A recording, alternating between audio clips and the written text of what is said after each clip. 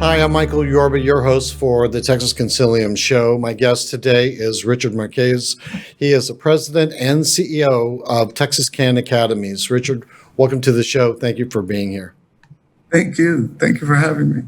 All right, congratulations first and foremost on your nomination to the Texas Consilium Business Excellence Award. Thanks for taking the time to really to participate with this in our interview process. I'd like to start off, if I may, by asking you to give us some insight into you and your business. Tell us a little bit of the backstory. Like I said to you, I'm one of 14 kids. I'm born and raised in Dallas. I'm a high school dropout. That begins the journey. I'm a high school dropout. I got drafted to the military, and it probably was the one singular point that really took me and changed my entire world. When I left the military, I was a different human being. And so from that point forward, no matter where I went, I was never satisfied with the job that I was doing because I always felt that I was capable of more. And so I would, whatever job I took, in a short period of time, I was being promoted, moved up, and I'd always find the glass ceiling in front of me. I didn't have a degree. So I quit my job one year, went to school on the GI Bill, and my wife worked as a teacher aide, and I worked odd jobs to get through college. So I graduated from college and became a teacher. And so I've been in this business taking care of kids all of my life, but the special piece was the fact that being a dropout gave me a particular insight into the world of children who drop out of school. And so that's been my success throughout my career. It got me to the U.S. Department of Education, where I was the first ever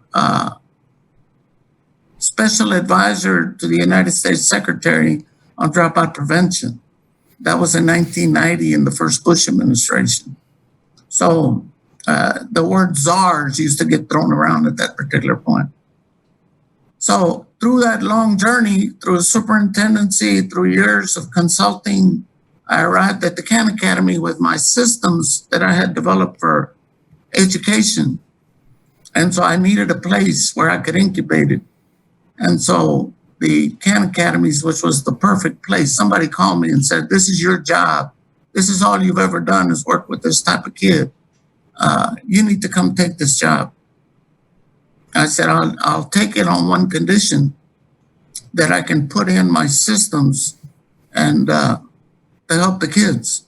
And so we came to the agreement. So the Khan Academies is the place where kids find hope, where it may sound mundane, but in actuality, for many kids, when they walk in here, they're so beat up and their self-esteem is so crushed that it's hard for them to really fathom that they walked into a place that really cares about them and that really is serious about bringing about hope, putting them back together, putting them back into the economy and getting them on to work.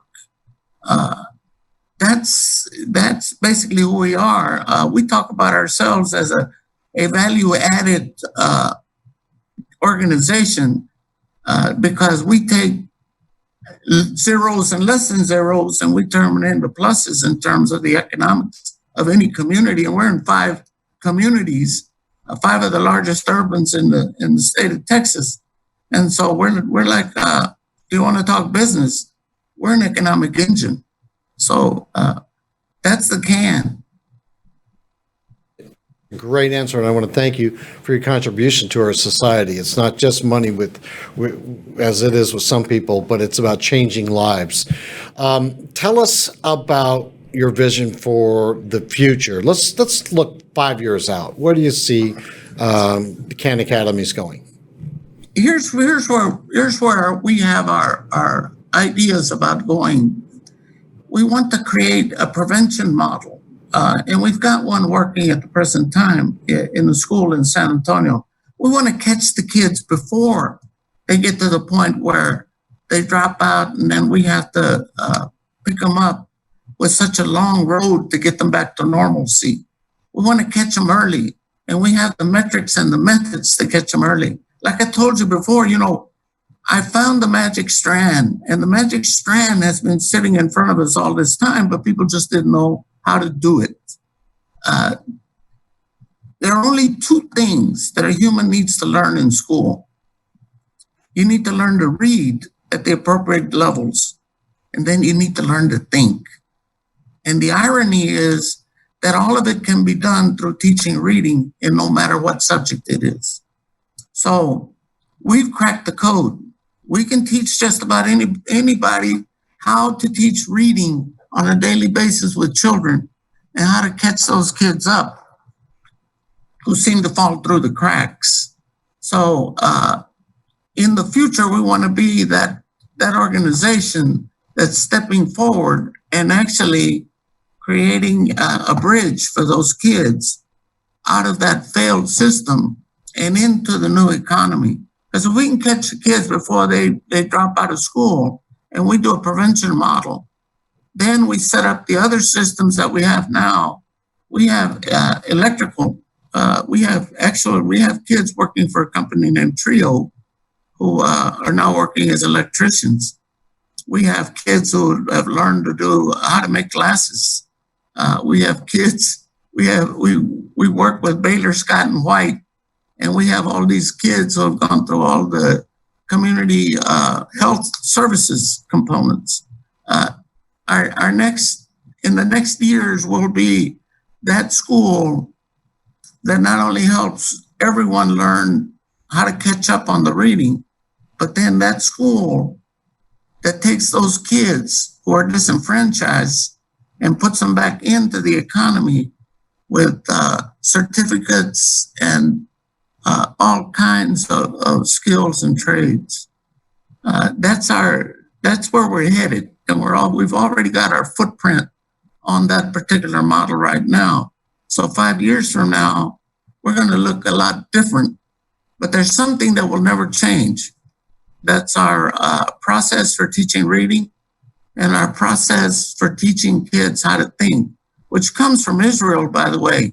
It's a world-renowned process called Fierstein's Instrumental Enrichment, and we're the only schools in the United States that use it at the present time.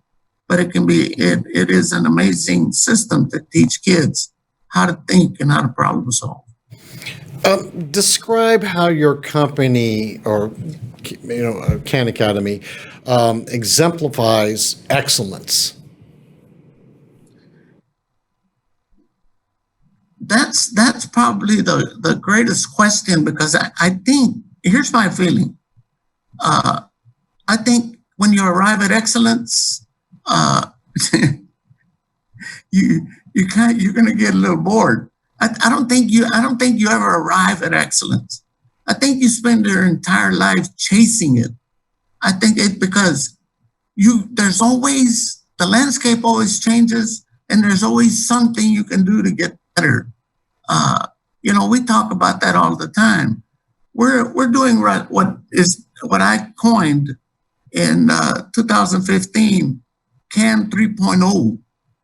And CAN 3.0 is exactly what you're saying when you say that excellence, that organization, that excellence, that are leaders in the fields, not only in the field of education, but actually in the field of business and finance and everything that we can possibly be a leader in. And we talk about how close are we to CAN 3.0.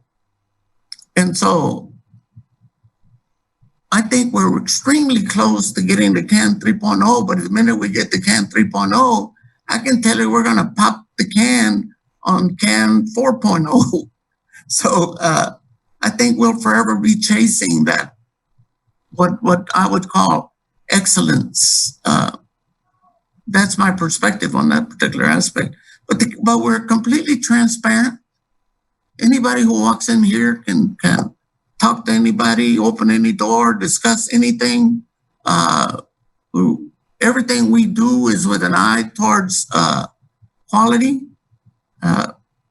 our systems that we have are second to none. The executives that I have are probably one of the best teams that anybody could ever have, helping them run the organization. So we're constantly looking at ourselves inward and questioning how we can make things better. So I think if you come and see our operations, you'll be amazed at what an organization like ours has been able to do in terms of the world of business. I think we're better business people than we are anything else. Good answer. Now, if you were speaking to an audience of, say, Texas business leaders, and they're wanting to improve their own business through leadership and through your journeys, what lessons have you learned that you'd most like to share? Well, with the business community, the lesson I'd like to share with them is that your businesses are only as good as the people you have working for you. And so if you're not out trying to improve the skill set for your employees, then you're basically falling behind the curve. Your employees can actually troubleshoot and help you with much of the things that need to be changed in the organization. You have to listen to them, pay close attention to them. Even the lowliest of your employees may have an idea that may save you a lot of money and that may make you an extremely effective organization. The other thing is look around your employees.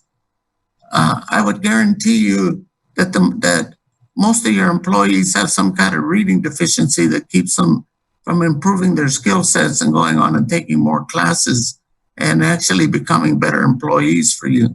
Invest in those employees. A lot of times your R&D money can be best spent in investing in employees and getting a better skill set out of them, because your system becomes much more efficient and you get much more work out of your employees. And then they come to work because they enjoy coming to work, not because they have to earn a living. So that would be my biggest message to them.